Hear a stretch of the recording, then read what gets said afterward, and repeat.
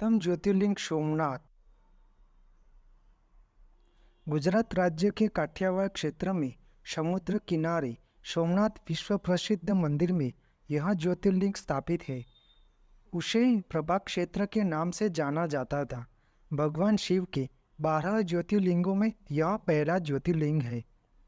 6 बार टूटने के बाद 7वीं बार इस मंदिर का निर्माण हुआ। यह मंदिर गर्भगृह, सभा मंडप और नृत्य मंडप 3 भागों में विभाजित है। मंदिर का गर्भगृह सोने से बनाया है, जहाँ भगवान शिव साक्षात विराजमान है। इसका शिखर 150 फुट ऊंचा है।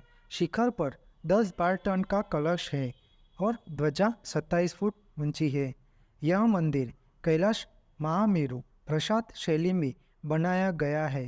यह मंदिर की डिज़ाइन आर्किटेक्ट चंद्रकांत भाई सोमपुरा ने किया। उनको पद्मश्री से सम्मानित किया गया था।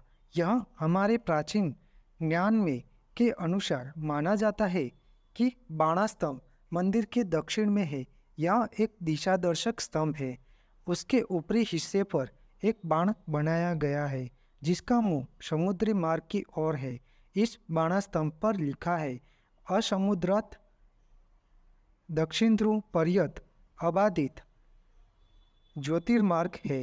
अर्थात सोमनाथ मंदिर के बिंदु से लेकर दक्षिण ध्रुव तक एक सीधी रेखा खींची जाए तो बीच में एक भी पहाड़ या भूखंड का टुकड़ा नहीं आता है।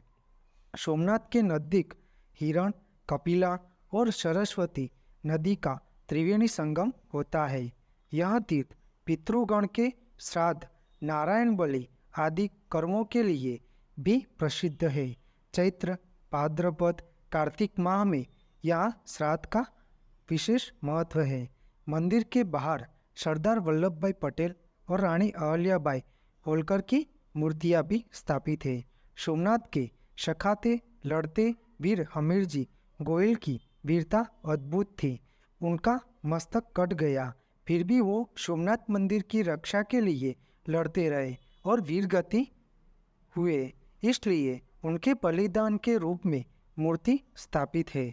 मंदिर में सोमनाथ पर चढ़ाने वाली ध्वजा हमीर जी के मूर्ति को स्पर्श कराने के बाद मंदिर पर ध्वजा चढ़ाई जाती है। यहाँ के ज्योतिर्लिंग की कथा का पुराणों में वर्णन किया हुआ है। दक्ष प्रजापति को 27 कन्या थी। उनका विवाह चंद्रदेव के साथ हुआ, लेकिन चंद्रमा का समस्त प्रेम केवल रोहिणी के प्रति रहता था और सारी कन्याएं बहुत अप्रसन्न रहती थी। उन्होंने अपने पिता को यह व्यथा सुनाई। दक्ष प्रजापति ने चंद्रदेव को समझाया, लेकिन रोहिणी के वशीभूत उनके हृदय पर उसका कोई प्रभाव नहीं पड़ा। अंत में दक्ष ने क्रोध में आकर चंद्रदेव को क्षयग्रस्त होने का श्राप दिया और चंद्रदेव तत्काल क्षयग्रस्त हो गए।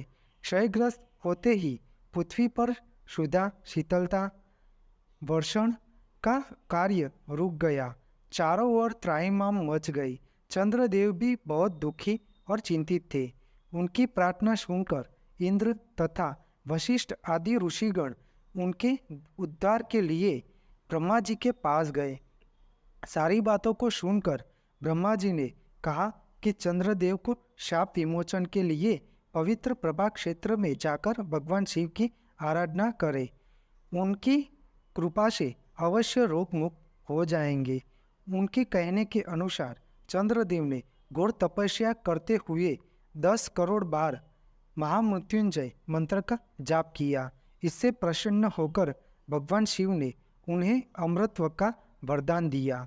भगवान शिव ने दक्ष प्रजापति के वचनों की रक्षा भी की और चंद्रदेव का श्राप मोचन भी किया। भगवान शिव ने चंद्रदेव को कहा कि कृष्ण पक्ष में तुम्हारी एक एक कला क्षीण होगी, लेकिन पुनः शुक्ल पक्ष में तुम्हारी एक एक कला बढ़ जाया करेगी और चंद्रदेव पूर्णिमा को पूर्ण चंद्रत्व प्राप्त होगा। इसी वरदान से सभी देवता प्रसन्न हुए और पुनः 10 दिशाओं में सुधा वर्षण का कार्य पूर्वव्रत करने लगे। शाप मुक्त होकर चंद्रदेव ने भगवान शिव को प्रार्थना की, प्रभु आप माता पार्वती जी के साथ सदा के लिए जगत के सभी लोगों के उद्धारार्थ यहाँ निवास करें। और भगवान शिव ने उनकी प्रार्थना का स्वीकार किया और ज्योतिर्लिंग के स्वरूप में यहाँ रहने लगे। कथा अनुसार चंद्रदेव ने सोने का और रावण ने चांदी और श्री कृष्ण ने चंदन के लकड़े का मंदिर बनवाया था। सोमनाथ ज्योतिर्लिंग की महिमा महाभारत, श्रीमद् भगवत तथा स्कंद पुराण में है। इस ज्योतिर्लिंग को सोमनाथ कहा जाता है। उनके दर्शन, पूजा, आराधना से भक्तों के पाप और दुख नष्ट होते हैं। यहाँ मंदिर के बारे में बताते हैं कि अरब यात्री अल बरूनी ने यात्रा का वृत्तांत में उसका विवरण लिखा था, जिससे प्रभावित होकर महमूद गजनवी ने 17 बार सोमनाथ मंदिर में हमला किया। सन 1025 में मंदिर पर हमला किया और मंदिर की संपत्ति लूटी और मंदिर को नष्ट कर दिया। हमले के बाद मंदिर का गुजरात के राजा भीमदेव और मालवा के राजा भोज ने मंदिर का निर्माण कराया। फिर सन 1297 में जब दिल्ली सल्तनत ने गुजरात पर कब्जा किया तो फिर से एक बार मंदिर का विनाश का सामना किया।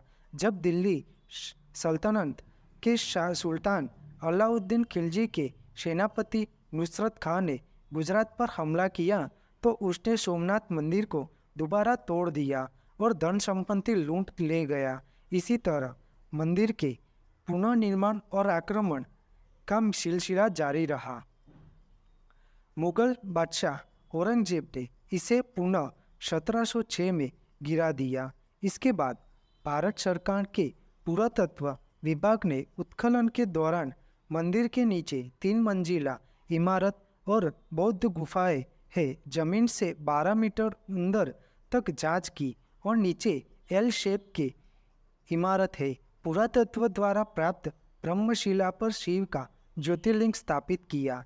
इस समय हाल में जो मंदिर खड़ा है उसे सौराष्ट्र के पूर्व राजा दिग्विजय सिंह ने 8 मई 1950 को मंदिर की आधारशिला रखी।